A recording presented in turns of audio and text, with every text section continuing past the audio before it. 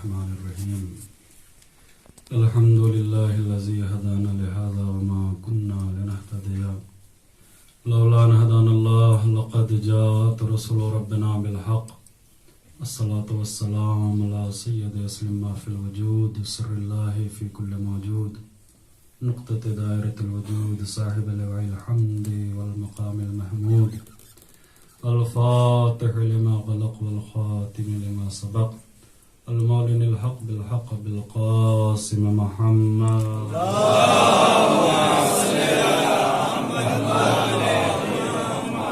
والصلاة والسلام على أهل بيته الطيبين الطاهرين المعصومين المنتجبين المنتخبين الذين أذهب الله عنهم الرجس وطهرهم تطهيرا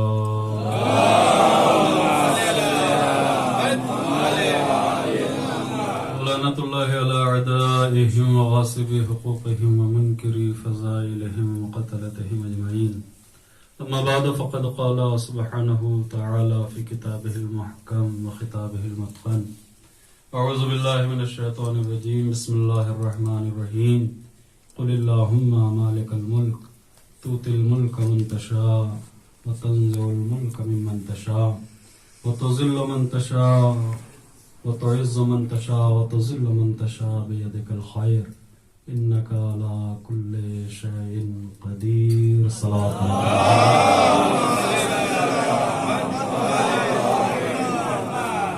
ابتدا میں گزارش ہے حضرات سے کہ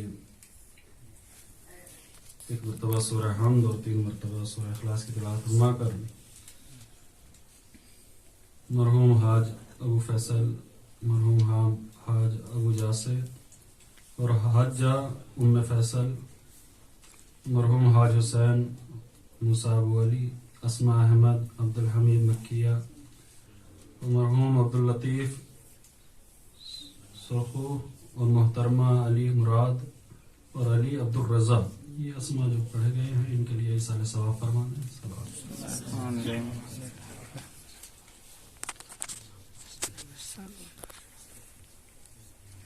بسم اللہ الرحمن الرحیم الحمد للہ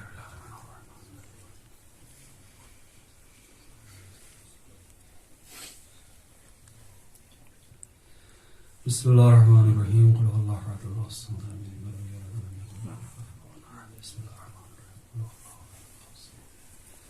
لم یلد ولم یولد ولم یکن له کفوا احد بسم اللہ الرحمن الرحیم قل هو اللہ لم یلد ولم یولد ولم یکن له کفوا احد بسم اللہ الرحمن الرحیم قل هو اللہ احد اللہ الصمد لم یلد ولم یکن له کفوا احد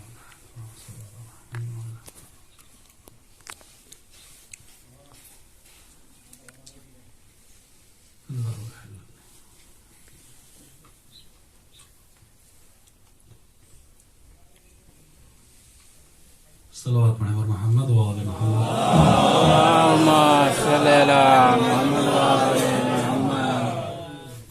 ماشاء اللہ بحمد اللہ خدا حضرات کی توفیقات میں اضافہ کریں اور اس دیار غربت میں جو آپ حضرات میں یہ اہتمام روز شہادت گزر گیا ہے لیکن یہ ایام چونکہ امام ہی سے منسوب ہیں اور کل انشاءاللہ 5 رجب ہے تو امام کی ولادت کی تاریخ ہے خدا ہمیں اور آپ کو امام کے سچے اور اچھے شیعوں میں شمار فرمائے اور ہمیں ان کے غم منانے والے اور ان کی خوشیوں میں خوش ہونے والوں میں سے قرار دے اور اہل بیت علیہ السلام کے غم کے علاوہ ہمیں دنیا کے ہر غم سے محفوظ فرمائے لہذا مناسبت کی وجہ سے میں نے قرآن کی جس آیہ کریمہ کو بھی آپ کے سامنے تلاوت کرنے کا شرف حاصل کیا ہے وہ قرآن مجید کے 3 سورے کی 26ویں آیت ہے سورہ آل عمران کی کہ جس میں خداوند عالم ارشاد فرما رہا ہے کہ ہماری قدرت اور ہماری طاقت اور ہمارا کنٹرول تمہاری حدوں سے زیادہ ہے قل اللہم مالک الملک اے رسول کہو کہ میرے اللہ تو ہی ہے کہ جو ملک کا مالک ہے جہاں بھی پراپرٹی اور جہاں بھی ملکیت اور جہاں بھی اس طرح کا کوئی تصور ہے تو جہاں بھی ملکیت کا لفظ آئے گا وہاں مالک اللہ ہے حتیٰ یہ کہ ہم مکان کے مالک ہو جاتے ہیں ہم دکان کے مالک ہو جاتے ہیں ہم زمینوں کے مالک ہو جاتے ہیں ہم زبان کے مالک ہو جاتے ہیں بیان کے مالک ہو جاتے ہیں لیکن یہ ملکیت پلٹتی اللہ ہی کی طرف ہے اس لیے کہ ہم چاہے جس چیز کے مالک ہو جائیں مگر اللہ ہمارا مالک ہے. لہذا یہ ملکیت کا جو تصور ہے خداوند عالم اسے ہمارے ذہنوں میں ڈسکرائب کر رہا ہے کہ قل اللہم مالک الملک. اس بات کو ہم دہراتے رہیں کہ جو کچھ بھی ہے وہ اللہ ہی کا ہے، اللہ کے علاوہ کسی کا نہیں ہے. اللہم مالک الملک تؤتی الملک من تشاء. میرے اللہ تو ہی ہے کہ جسے چاہتا ہے یہ ملکیت دے دیتا ہے، جسے چاہتا ہے مالک بنا دیتا ہے. وتنزع الملک ممن تشاء. اور تو ہی ہے کہ جس سے چاہتا ہے اس حکومت کو، اس مالکیت کو چھین لیتا ہے. وتعز من تشاء. اور تو ہی ہے کہ جسے چاہتا ہے عزت دیتا ہے. وتذل من تشاء. اور تو ہی ہے کہ جسے چاہتا ہے ذلیل کر دیتا ہے. اس کا مطلب یہ ہے کہ نہ ہم کسی کو عزت دار بنا سکتے ہیں، نہ ہم کسی کو ذلیل بنا سکتے ہیں. جو ہمارے ذہنوں میں یہ ہوتا ہے کہ میں نے فلاں کو سلام نہیں کیا، میں نے اسے ذلیل کر دیا ہے، فلاں نے مجھے سلام کیا، میں نے اس کا جواب نہیں دیا، اسے ذلیل کر دیا. تو ہم کسی کو ذلیل نہیں کر رہے ہیں، ہم یا تو اپنی عزت کا اعلان کرتے ہیں یا اپنی ذلتوں کا اعلان کرتے ہیں. لیکن دیکھیے عزت کا مسئلہ یہ ہے کہ جب ہم کسی دوسرے کو عزت دیتے ہیں چاہے وہ ہم سے کم ہی کیوں نہ ہو. عزت کا مسئلہ یہ ہوتا ہے کہ عربی کا ایک مقولہ ہے کہ فاقد الشے موتی شے نہیں ہوتا. جس کے پاس چیز نہ ہو وہ کسی کو دے نہیں سکتا. آپ مجھ سے کہیں گے مولانا لائیے 10 دینار دے دیجیے، میری جیب میں نہ ہو تو میں دے سکتا ہوں. دینے کے لیے ہونا شرط ہے. تو عزت تو وہی دیتے ہیں کہ جو خود عزت دار ہوتے ہیں. جس کے پاس خود عزت نہ ہو کسی دوسرے کو عزت کہاں سے دے. آپ یہ نہ کہیے گا کہ آل محمد دوسروں کا اتنا ساتھ کیوں دیتے تھے، دوسروں کو اتنی عزتوں سے کیوں نوازتے تھے. وہ عزت دار تھے لہٰذا لوگوں کو عزت دار.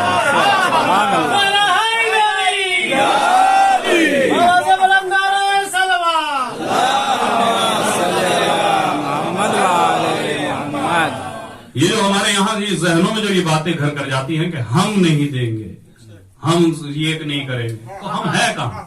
قرآن اسی کو ہمارے ذہنوں میں یہ ہماری یہ سمجھ لیجئے کہ ہمیں رات اور دن یہ آیتیں پڑھنی چاہیے. قل اللہم مالک الملک. میرا اللہ تو ہی ہے کہ جو ملک کا مالک ہے. تؤتی الملک من تشاء. یہ سب تیرا ہی کام ہے کہ جسے چاہتا ہے حاکم بناتا ہے. وتنزع الملک ممن تشاء. اور جسے چاہتا ہے اس سے ملکیت کو چھین لیتا ہے. تو تعز من تشاء. اور تو ہی ہے کہ جو عزت دینے والا. وتذل من تشاء. اور تو ہی ہے کہ جو ذلت دیتا ہے. اب دیکھیں منتشا کا مطلب یہ نہیں ہے کہ اللہ جسے چاہے دیتا ہے، نہیں. اعمال بیس بنتے ہیں، اعمال بنیاد بنتے ہیں. اس کا مطلب یہ ہے کہ اللہ کی مشیت کا نام ہی تو حکمت ہے. اب اس میں یہ نہ سمجھیے گا کہ کوئی اچھے کام کرتا ہے اور پھر یہ ہمارے یہاں شکوے پائے جاتے ہیں کہ مولانا ہم تو نماز بھی پڑھتے ہیں پھر بھی ہمارے یہاں غربت ہے، مولانا ہم تو نماز بھی پڑھتے ہیں پھر بھی ہمارے حالات صحیح نہیں ہیں. تو ہم جنہیں حالات سمجھ رہے ہیں وہ اللہ کی طرف سے امتحان بھی تو ہو سکتے ہیں. لہذا ہماری جو توجہ ہے وہ اس طرف ہونی چاہیے جو جس طرف آل محمد لے جانا چاہتے ہیں. حالات تو آل محمد کے یہاں کتنے خراب دکھائی دیتے، لیکن اس کے باوجود ان کے یہاں جو صبر ہے، ان کے یہاں جو شکر ہے، وہ اس بات کی علامت ہے کہ ہم مصیبت سمجھ رہے ہیں اگر وہ اللہ کی نعمت سمجھ کے شکر کرتے ہوئے. اللہ اکبر. وتعز من تشاء وتذل من تشاء. تو ہی ہے کہ جو عزت دیتا ہے اور تو ہی ہے کہ جو ذلیل کرتا ہے. تو جب عزت اور ذلت اس کے دروازے سے وابستہ ہے، اگر اس کے دروازے پہ آ جاؤ تو عزت ہے، اس کا دروازہ چھوڑ دو تو ذلت ہے. علامہ اقبال نے کہا ہے نا کہ وہ ایک سجدہ جسے تو گراں سمجھتا ہے، 1000 سجدوں سے دیتا ہے آدمی کو نجات. اگر اللہ کے دروازے پہ جھک جاؤ تو وہ پھر کسی کے دروازے پہ جھکنے نہیں دے گا. اگر اس کے سامنے ہاتھ پھیلا دو تو وہ کسی کے سامنے ہاتھ پھیلانے نہیں دے گا. یعنی یہ ہمیں انتخاب کرنا ہے کہ ہمیں در در پہ سجدے کرنے ہیں یا اللہ کے در پہ سجدہ کرنا ہے. یعنی اس زمین کو بنایا ہی سجدے کے لیے گیا ہے، ان ہاتھوں کو بنایا ہی پھیلانے کے لیے گیا ہے. اللہ کے دروازے پہ نہیں پھیلیں گے تو پھر ہر جگہ پھیلیں گے. تو یہ زمین اگر اللہ کے دروازے پہ نہیں جھکے گی تو پھر ہر جگہ جھکے گی. اللہ اکبر. اور دیکھیں یہ جو آل محمد کی جو تاریخ ہے ماشاءاللہ، امام کی ولادت و شہادت کی تاریخ اس مہینے میں ہے. رجب کا مہینہ ہے اور بڑا مبارک مہینہ، اعمال کے لحاظ سے بھی ماشاءاللہ. رات شب جمعہ گزری اور میں نے مسجد شعبان میں بھی عرض کیا تھا کہ لیلۃ الرغائب گزری ہے. اور اس کے علاوہ اعمال کی پوری 13 14 15 اور یہ سب جتنی بھی روایت جتنی بھی تاریخیں آ رہی ہیں بڑے ایام بیز بھی ہیں اس میں. اعمال کے لحاظ سے تو بڑا عظیم مہینہ, ایک مقدمہ ہے کہ جو ماہ رمضان کے لیے طے کیا جا رہا ہے. رجب سے انسان اپنے آپ کو سٹارٹ کرتا ہے کہ وہ پورا ایک نقشہ ہے کہ زمین کو جوتا جا رہا ہے, پھر شعبان میں اس میں بیج ڈالا جا رہا ہے, اور رمضان میں وہ فصل تیار ہو رہی ہے. اس کا مطلب یہ ہے کہ رمضان کی تیاری ہمیں رجب ہی سے کرنی ہے, لہذا اپنے جسم کو اپنی روح کو آمادہ کرنا ہے. پوری توجہ رکھیں, دیکھیں اعمال کے لحاظ سے بھی عظیم مہینہ. اب یہ جو عزت اور ذلت کا معیار بنایا گیا ہے, اب یہ اماموں کی زندگی میں دیکھیں آپ کہ اماموں نے اللہ کے علاوہ کسی کو خدا نہیں مانا, کسی کے دروازے پہ نہیں جھکے. حاکموں نے بہت کوششیں کی ہیں کہ امام کو اپنے دروازے پہ لایا جائے, امام کو اپنے سامنے جھکایا جائے, امام کو کنٹرول کرنے کی کوششیں کی ہیں. ظاہراً جسموں کو قید کیا ہے مگر روحیں آزاد رہی ہیں. اب یہ سامرا کی جو پوری تاریخ ہے کہ امام کو لے کے آیا ہے, لیکن اللہ اکبر امام, دیکھیں یہ بھی عجیب مسئلہ ہے. ہم امام کی جو بے بسی ہمیں دکھائی دیتی ہے اس پہ ہم گریا کرتے ہیں, لیکن امام ایسا نہیں ہے کہ امام بے کس تو ہوتا ہے مگر بے بس نہیں ہوتا. امام تنہا تو ہو سکتا ہے مگر امام مجبور نہیں ہوتا ہے. یہ تو قضاء الہی ہے کہ امام کس طریقے سے عمل کر رہے ہیں. پوری توجہ رکھیں, دیکھیں کس طریقے سے ذلت اور عزت کا معیار ہے. ساتھ امام موسیٰ کاظم علیہ السلام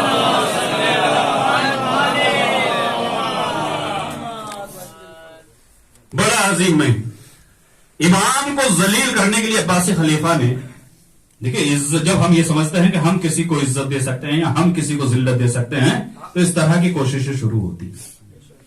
امام کو ذلیل کرنے کے لیے حتیٰ کہ امام کی جو زندگی ہے وہ قید خانے میں گزر رہی ہے. ساتھ مجھے لے کے آنا ہے آپ کو 10ویں امام تک, اور اس آیت کی تشریح امام کی زندگی میں کس طریقے سے ملتی ہے. اللہ اکبر.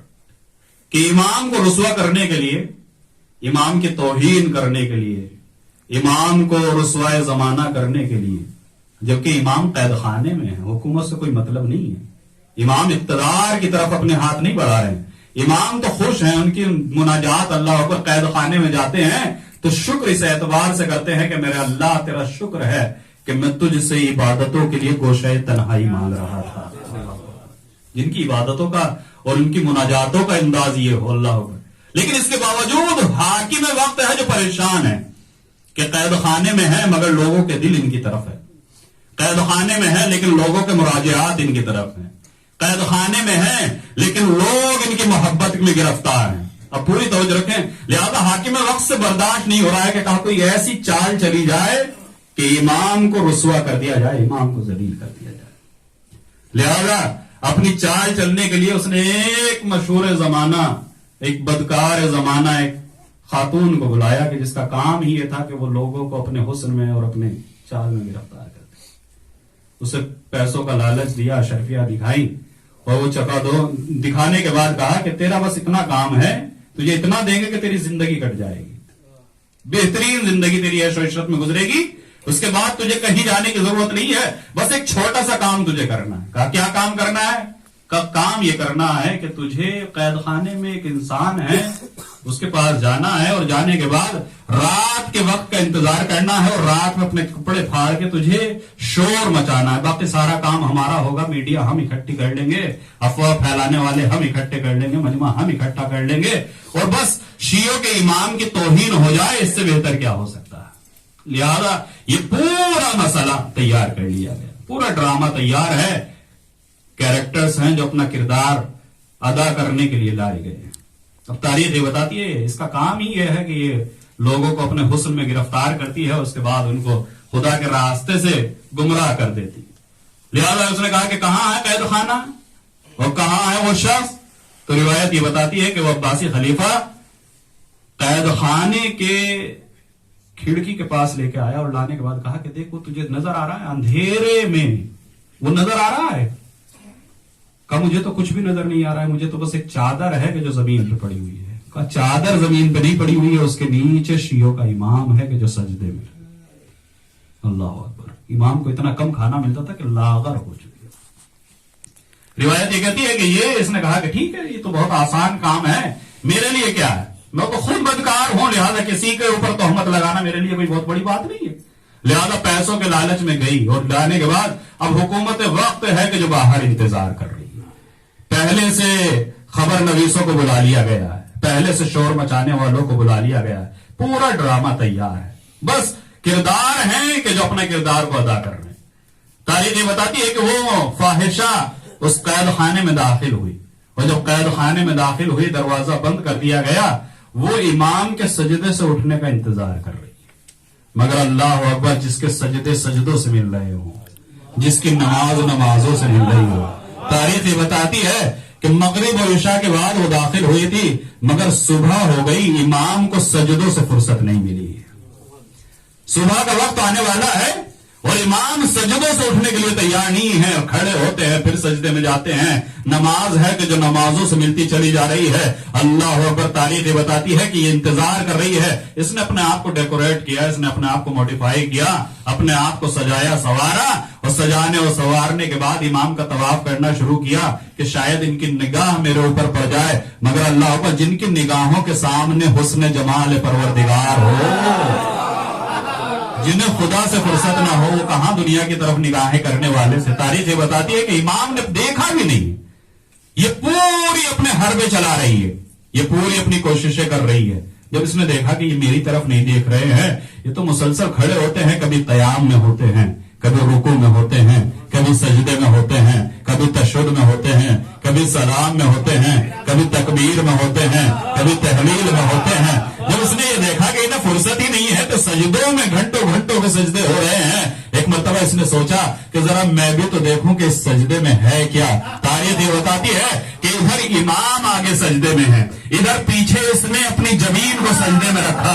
अल्लाह ने निगाहों से पर्दों को हटाया, इसने अपने मकाम को देखना शुरू किया और अल्लाह अकबर तस्बीह पढ़ना शुरू की। तारीख ये बताती है कि अब्बासी खलीफा है जो तिलमिला रहा है कि अभी तक कैद खाने से आवाज क्यों नहीं आई है, अभी शोर की आवाज क्यों नहीं मची है, कि उसने अपने कारिंदों को भेजा, जासूसों को भेजा, जरा जाकर देखो तो सही, कहीं ऐसा तो नहीं है कि उसका कत्ल कर दिया गया हो। मगर तारीख ये बताती है कि जब जासूसों ने देखा तो अजीब मरहला है, आगे इमाम सजदे में है।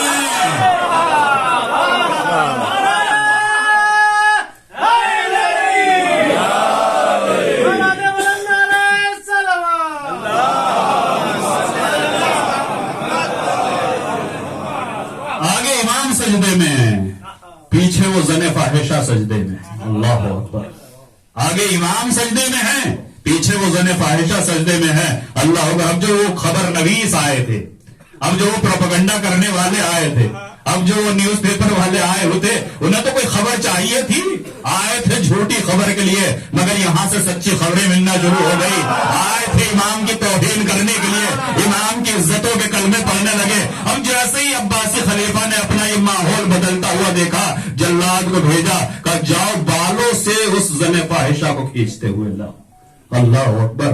सजदे में है, जालिम गया और जाने के बाद बालों से खींचता हुआ लेके आया, और जब बालों से खींचता हुआ लाया गया तो दरबार सजा हुआ है, वजीर बैठे हुए हैं। अल्लाह अकबर। ये है कलमाए हक जो ज़बान बातिल से जारी होता है। तारीख ये बताती है कि जैसे ही बालों से खींच के उस ज़ने फाहिशा को लाया गया, सर झुका हुआ था, मगर तारीख ये बताती है कि अब सर इज्जतों से उठा, और ऐसे उठा कि जैसे मैदान जिहाद में मुजाहिद की तलवार उठा करती है, और जैसे मैदान जिहाद में मुजाहिद की तलवार उठती है। हाकिम वक्त की निगाहों में निगाहें डालने के बाद कहा कि क्या चाहता है। कहा तुझे क्या काम दिया गया था। कहा क्या काम दिया था, तूने मुझे तौहीन करने के लिए भेजा था, तूने मुझे तोहमत लगाने के लिए भेजा था। अरे उससे क्या तुझे सरोकार है कि जिसे तेरी हुकूमत से मतलब नहीं है, उसे इबादतों से फुर्सत नहीं है। अल्लाह अकबर। उसके बाद वो हाकिम वक्त से कहती है कि अल्लाह ने जिन्हें इज्जतों से नवाजा है तो उन्हें जलील नहीं कर सकता। जिन्हें अल्लाह ने इज्जत अता की है, वो तो इज्जो मंतशा, वो तो जिल्लो मंतशा। तारीख बताती है ये वाकया लिखा जा रहा। अब ये वाकया लिखा ना जाता तो हम तक कैसे पहुंचता। इसलिए तो उस वक्त ओरिजिन हमारे नहीं है, माखज हमारे नहीं है, पहुंचाने वाले हमारे नहीं है, यानी लिखने वाले भी उनके हैं, लेकिन जिन्हें बुलाया गया था कि इमाम امام کی اہانت کرنی ہے. آج وہ امام کی عزتوں کے کلمے پڑھتے ہوئے نظر آ رہے ہیں. کہا کیا کیا تو نے؟ کہا اس نے مجھے پاک کر دیا, تو نے مجھے بھیجا تھا کہ انہیں نجس کرنے کے لیے. دیکھیں یہ بھی طہارت کا عجیب مسئلہ ہے. یوسف اللہ کے نبی ہیں, بڑے عظیم ہیں, مگر یہ فخر یوسف ہیں. یہ فخر یوسف ہیں. یوسف کا مرتبہ اپنی جگہ پر ہے, منزلت اپنی جگہ پر ہے.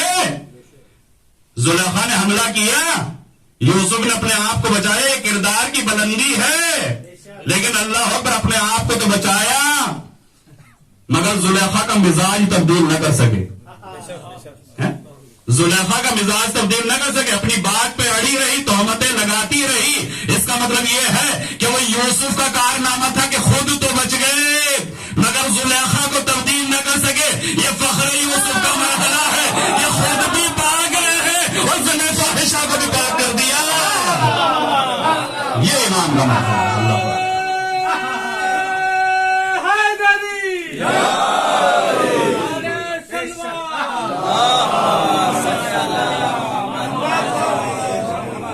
عجیب مرحلہ ہے. اللہ اکبر, کس منزلت پہ ہے امام, کس منزلت پہ ہے امام کا اثر کہ جہاں پہ جانے کے بعد امام کا اثر ہو رہا.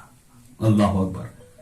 سجدے میں کہا اگر تو اپنی بات سے واپس نہ ہوئی تو ہم تیری زبان کاٹ لیں گے, اگر تو اپنے راستے سے واپس نہ ہوئی تو ہم تیری گردنیں اٹھا لیں گے. کہ زندگی کی تمنا ہی اب کسے ہے.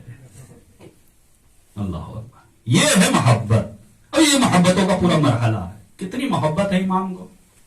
واجہ 10 امام بڑا عظیم مرحلہ. علامہ مجلسی نے اس روایت کو اپنی کتاب حلیت المتقین میں لکھا. بڑی عظیم روایت ہے. شیخ توسی نے بھی اس روایت کو لکھا ہے. سید ابن طاووس نے بھی اس روایت کو لکھا ہے. امام کا ایک شاگرد ہے, امام کا ایک خادم ہے صافی. 10ویں امام کا شاگرد ہے صافی. امام کی خدمت میں مصروف رہتا, رات اور دن امام کی خدمت کرتا. امام کی اجازت کے بغیر نہ کہیں جاتا ہے نہ کہیں آتا ہے. ایک دن وہ امام کی خدمت میں آیا. حلیت المتقین میں تہذیب الاسلام جو اردو میں ترجمہ ہوا ہے اس میں علامہ مجلسی نے اس روایت کو لکھا ہے. وہ امام کی خدمت میں آیا اور آنے کے بعد کہا کہ مولا میرا دل آپ کے جد امام رضا کی زیارت کے لیے تڑپ رہا ہے. مولا میں مشہد جانا چاہتا ہوں زیارت کے لیے, آپ کی خدمت سے رخصت چاہتا ہوں, اجازت چاہتا ہوں, اجازت چاہتا ہوں. مولا نے فرمایا اس میں اجازت کی کیا بات ہے, ہمارے جد کی زیارت کے لیے جا رہا ہے, لہذا خدا حافظ. کہ مولا کوئی حکم؟ مولا نے فرمایا کہ ہاں جا رہے ہو, راستہ دشوار ہے, خطرات ہیں, مشکلیں ہیں. لوگ جا رہے ہیں کربلا زیارت کے لیے, ان کے لیے بھی ایک پیغام ہے.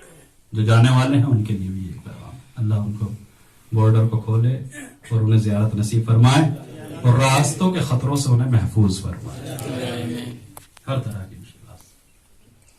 امام سے کہا کہ مولا میں آپ کی جد کی زیارت کے لیے جانا چاہتا ہوں. امام نے اجازت دی. کہ مولا کوئی حکم میرے لیے؟ کہاں راستہ دشوار ہے, پریشانیاں ہیں, مشکلات ہیں. ایران وہ آج والا ایران تھوڑی تھا. ایران تو اس وقت ناصبیوں کا گڑھ بنا ہوا تھا. عباسیوں نے کام کیا تھا اس کے اوپر. اصفہان پورا ناصبیوں کا گڑھ تھا. یہ پورے سارے اہل بیت علیہ السلام کی ایران میں پہنچ جائیں, اتنی سادات کو قتل کیا گیا ہے کہ ہر جگہ امامزادوں کی قبر آپ کو ملے گی. اتنا قتل کیا گیا ہے تف میں, اتنی, بلکہ اس کو تو کربلا کا نام ہی دیا جاتا ہے. 72 آل محمد کے گھرانے کے قتل کیے. یہ پورا تاریخ ہے.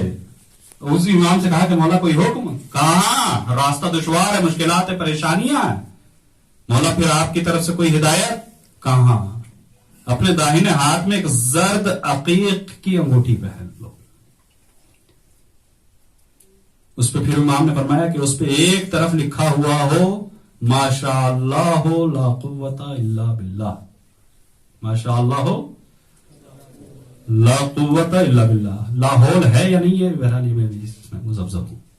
کتاب میرے پاس موجود ہے, ابھی فی الحال میں دیکھ کے بتا دوں گا اگر کسی کو معلوم کر لوں.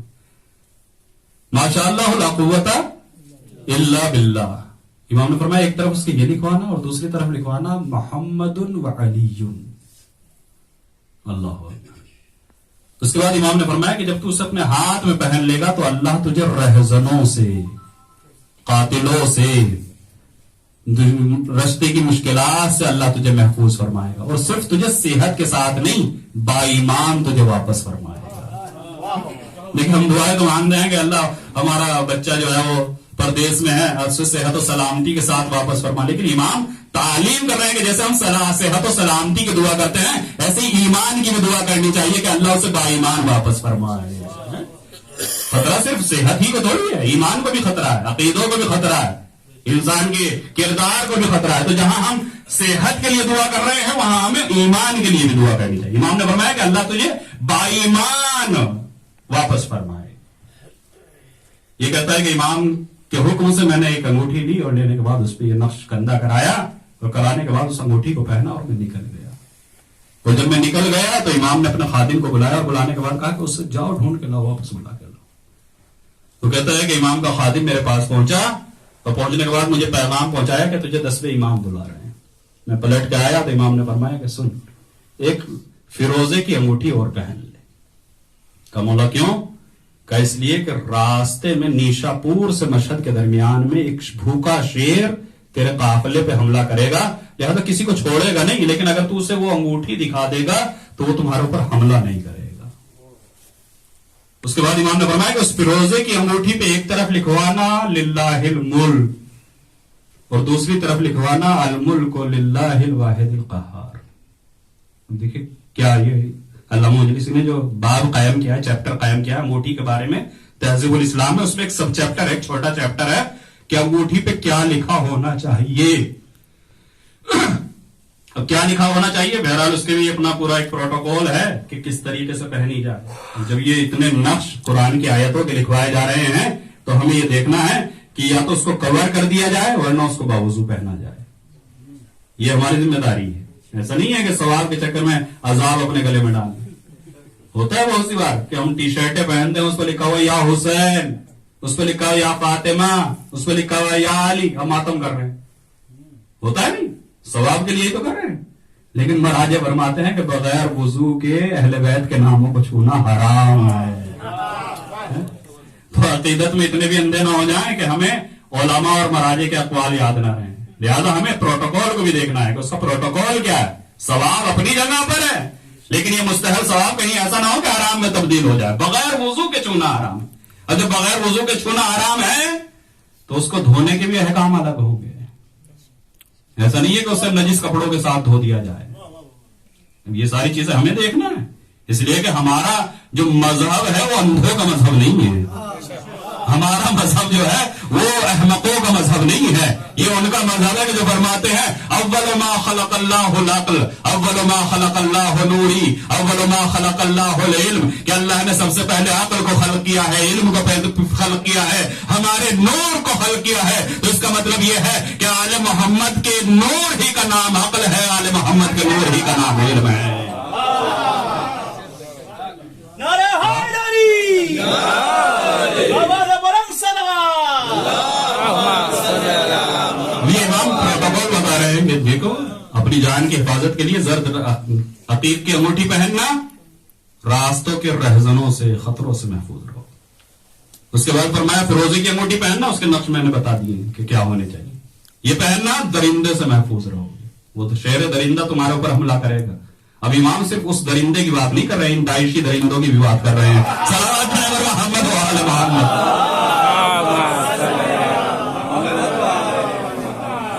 हर तरीके की हिफाजत के लिए इमाम ने ये नक्श है। वो कहता है कि मैंने पहन ली, इमाम का हुक्म था, मैंने पहन ली। दोनों अंगूठियां मेरे हाथ में थी, दाहिने हाथ में मैंने पहनी, और पहन के मैं सफर पे चला गया। मशहद गया, और जाने के बाद कुछ दिन इमाम रजा के रोजे की जियारत की, और जब मैं वापस आया तो फिर इमाम की खिदमत में पहुंचा, दुआ और सलाम की।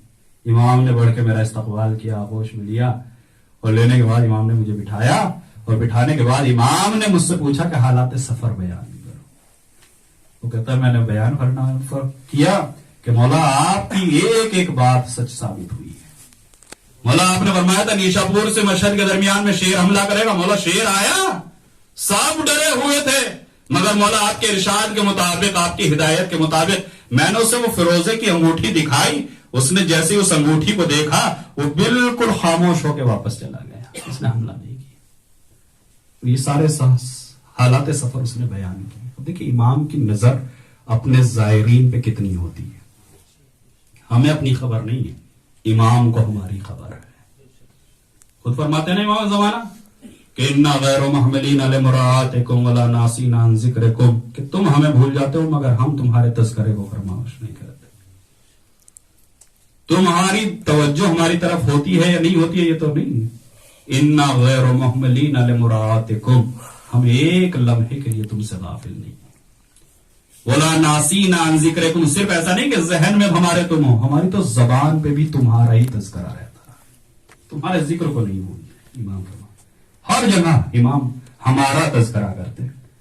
جیسے اس نے حالات سفر بیان کر دیے, علامہ مجلسی لکھ رہے ہیں کہ جیسے اس نے حالات سفر بیان کر دیے تو امام نے فرمایا کہ اس کے علاوہ بھی کچھ واقعات ہیں جو تم نے مجھ سے بیان نہیں کی. مولا میں نے تو پوری داستان سفر آپ کو سنا دی, پورا اپنا سفر نامہ آپ کو سنا دیا ہے کہ یہاں سے چلا اور وہاں سے جب واپس آیا جو حالات میرے ساتھ ہوئے, جو واقعات میرے ساتھ ہوئے, سارے آپ کو بیان کر دیا. نہیں مولا نے فرمایا کہ نہیں ابھی تم نے پورے بیان نہیں کیے سارے. مولا کیا رہ گیا ہے آپ بیان کرنے. تو مولا نے فرمایا جب مشہد میں تو امام رضا کے روزے کا طواف کرنے کے بعد تھک کے وہاں پہ بیٹھ گیا اور تیری آنکھ لگ گئی تو جنات کا ایک گروہ امام کے روزے کی زیارت کے لیے آیا. جنات کا ایک گروہ امام کے روزے کے طواف کرنے کے لیے, امام کے روزے کی زیارت کرنے کے لیے نازل ہوا. اور جب وہ طواف کر رہا تھا تو ان کی نگاہ تیرے ہاتھ میں پہنی ہوئی اس فیروزے کی, اس عقیق کی انگوٹھی پہ پڑی, جو زرد عقیق کی تمہیں انگوٹھی پہ, اس کے نقش کو انہوں نے دیکھا کہ جس پہ لکھا ہوا تھا ماشاء اللہ لا قوت الا باللہ, جس پہ لکھا تھا محمد و علی. جیسے انہوں نے اس انگوٹھی کو دیکھا تو یہ انگوٹھی کا نقش وہ ہے کہ جو امیر المومنین اپنے ہاتھ میں پہنا کرتے تھے, لہذا انہوں نے اس انگوٹھی کو تیرے ہاتھ سے اتار لیا. تو سو رہا ہے, تجھے خبر نہیں ہے لیکن ہمیں خبر ہے. ہم بہت سی چیزوں کو سمجھتے ہیں کہ بائی چانس ہمارے ساتھ ایسی ہو رہی ہے. اب امام فرمانے کہ ہوتا کیا ہے, کتنی امام کی نگاہ ہوتی ہے. امام نے فرمایا کہ ان جنات نے تیرے ہاتھ سے اس زرد عقیق کی انگوٹھی کو اتار لیا اور وہ اپنے ساتھ لے گئے. ان کے یہاں ایک مریض تھا کہ جو لا علاج ہو چکا تھا, کہ جس پہ کوئی دوا اثر نہیں کر رہی تھی. اس انگوٹھی کو لے گئے, انہوں نے اس انگوٹھی کو پانی میں ملایا. علامہ مجلسی لکھ رہے ہیں, کتاب میرے پاس ابھی موجود ہے, اگر کسی کو دیکھنا. اس انگوٹھی کو پانی میں ملایا, اس پانی کو اس مریض کو پلایا, پیتے ہی وہ مریض شفا یاب ہو گیا. اللہ, پیتے ہی وہ مریض شفا یاب ہو گیا. اور کیسے شفا یاب نہ ہوتا جس انگوٹھی پہ محمد و علی کا نام لکھا ہو, تو جن کے نام کی اتنی تاثیر ہو, اللہ اکبر, جن کے نام میں اتنا اثر, وہ پانی اس مریض نے پیا اور وہ شفا یاب ہو گیا. تبھی جیسے مریض شفا یاب ہوا وہ گروہ پھر نازل ہوا, اس انگوٹھی کو تیرے ہاتھ میں پہنا کے چلا گیا. امام نے فرمایا کہ تو نے اس انگوٹھی کو داہنے ہاتھ میں پہن رکھا تھا, لیکن جب وہ آئے تو تیرے بائیں ہاتھ میں پہنا کے چلے گئے. اور صبح کو جب تو بیدار ہوا تو نے سوچا بھی کہ یہ میرے بائیں ہاتھ میں کیسے آ گئی, لیکن تجھے پتا نہیں چلا کہ کیوں آ گئی. لیکن ہم بتا رہے ہیں بہت سی چیزیں ایسی ہوتی ہیں کہ ہم سوچتے ہیں کہ بائی چانس ہو سکتا ہے کہ ہم نے ادھر پہن لی ہوگی ہے, ارے بھائی وہاں پہ یہ ہوا اور ہم بچ گئے. یہ بائی چانس نہیں ہو رہا ہے, یہ سب امام کی دعاؤں سے ہو رہا ہے. یہ سب کسی کی دعائیں ہیں. ایکسیڈنٹ ہوا اور ہم بچ گئے, تو یہ آپ کا چانس, یہ آپ کا لک, یہ آپ کا بھاگیہ اور یہ آپ کا تقدیر نہیں ہے. یہ کسی کی دعائیں ہیں جو آپ کی حفاظت کر رہی. یہ کوئی ہے جو تمہاری پروٹیکشن میں کھڑا ہے, یہ کوئی ہے جو تمہاری حفاظت کر. امام نے فرمایا سن, آگے کا سفر ہم تجھے بیان کرتے.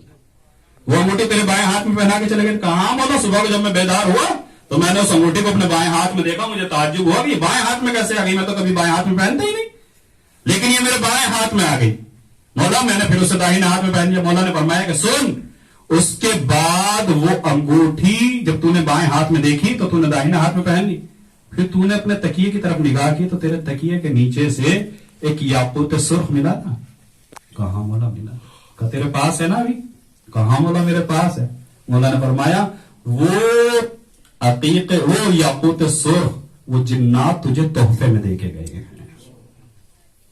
اس کے بعد امام فرماتے ہیں کہ جب اسے فروخت کر, وہ 80 اشرفیوں میں بکے گا. جو تیری زندگی کے سارے اخراجات پورے کر دے گا. وہ کہتا ہے کہ میں اس یاقوت سرخ کو لے کے بازار گیا، جیسا امام نے فرمایا تھا 80 اشرفیوں ہی میں بکا. اللہ اکبر. کتنی نگاہ ہے امام کی، دیکھیں کتنی نوازش ہے امام کی، کتنا کرم ہے امام کا. لیکن ظالموں نے امام کو رسوا کرنے کے لیے کیا کچھ نہیں کیا.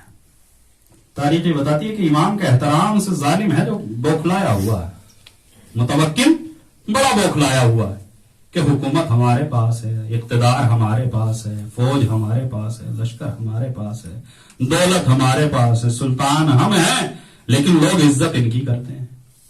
لہذا امام کی توہین کرنے کے لیے اگرچہ اس نے سامرہ بلا رکھا ہے، اور امام کو ظاہراً تو امام گھر میں ہے، لیکن وہ گھر بھی قید خانے سے کم نہیں ہے کہ امام سے نہ کوئی مل سکتا ہے، نہ امام کسی سے مل سکتے ہیں، نہ کوئی امام سے اپنا حال دل بیان کر سکتا ہے، نہ امام کسی سے حال دل بیان کر سکتے ہیں. یہ بھی ظالموں کا ایک طریقہ رہا ہے. سامرہ میں امام کو قید کیا، کینٹونمنٹ ایریا ہے، چھاونی ایریا ہے، کہ جیسے سرہ من رہا، اصل لفظ ہے سرہ یا سرہ من رہا، یعنی اتنا خوشگوار علاقہ تھا، اتنا ہرا بھرا علاقہ تھا کہ مسرور ہو گیا جس نے اسے دیکھا.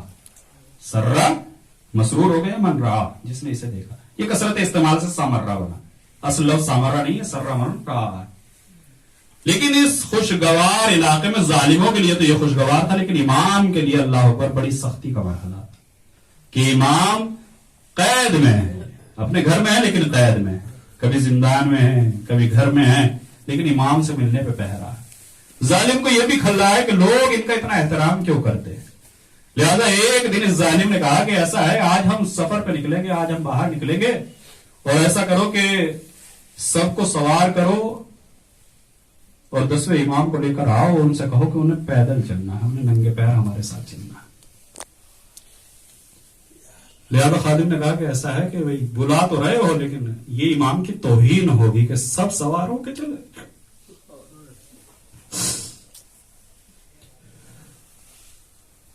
تو فرزند ذرا پیدل چلے. وہ کہتا ہے کہ میرے کہنے کے مطابق اس کی سمجھ میں آیا تو اس نے کہا کہ ایسا ہے کہ سب کو پیدل کر دو، مگر انہیں میری سواری کے ساتھ پیدل چلانا. تاریخ بتاتی ہے کہ گرمی کا زمانہ تھا، دھوپ تیز تھی، ظالم اپنی سواری پہ سوار ہوا، امام ننگے پیر اس کے ساتھ چلے. ظالم نے سواری کو تیز چلایا تاکہ امام کو تھکن کا احساس ہو. مگر میں نے پہلے کہا ہے کہ امام بے کس تو ہو سکتا ہے، بے بس نہیں ہو سکتا ہے. متوکل کا خادم کہتا ہے کہ مجھ سے برداشت نہیں ہو رہا تھا کہ امام پیدل چل، پسینے سے شاربور ہو گئے، پسینہ بہ. جب ظالم کا یہ ارمان پورا ہو گیا تو امام ایک جگہ پہ بیٹھے، ایک دہلیز پہ بیٹھے. جب امام دہلیز پہ بیٹھے تو میں نے اپنا رومال اٹھایا اور امام کے چہرے سے پسینہ صاف کر دیا.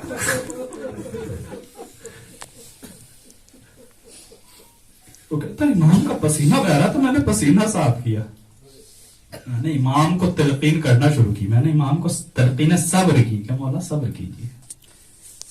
مولا نے کہا کہ تو نے ہمیں سمجھا کیا ہے، جا کے اس سے کہہ دینا وَتَمَتَّعُوا فِي بُيُوتِكُمْ ثَلَاثَةَ أَيَّامٍ ذَلِكَ وَعْدٌ غَيْرُ مَكْذُوبٍ. امام نے سورہ ہود کی آیت پڑھی کہ جا کے اس سے کہہ دینا، قرآن کی آیت، کہ اب تم اپنے گھروں میں 3 دن تلک رہو اور اس کے بعد دیکھنا کیا ہوگا. اور یہ اللہ کا وعدہ ہے کہ جو جھوٹا ہونے والا نہیں ہے. وہ بوکھلا گئے. وہ کہتا ہے کہ میں جلدی سے ڈر کے مارے گیا اور جانے کے بعد متوکل سے کہا کہ فرزند زہرا ایسے ایسے فرما رہے ہیں اور انہوں نے فرمایا ہے کہ 3 دن اپنے گھروں میں رہو، تو اس کا مطلب یہ ہے کہ کوئی مصیبت آنے والی ہے. متوکل نے اپنا آپ کو گھر میں قید کر لیا، جو امام کو قید کر رہا تھا اور وہ خود قید میں ہے کہ کہیں ایسا نہ ہو کہ کوئی مصیبت نازل ہو جائے.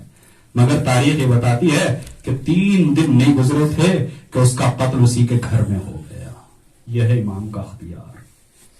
امام کی توہین کر رہا ہے، مگر اللہ اکبر. روایت یہ بتاتی ہے کہ امام کی شکایتیں ہیں جو پہنچتی ہیں، قید خانے میں ہیں لیکن کوئی نہ کوئی آتا ہے اور امام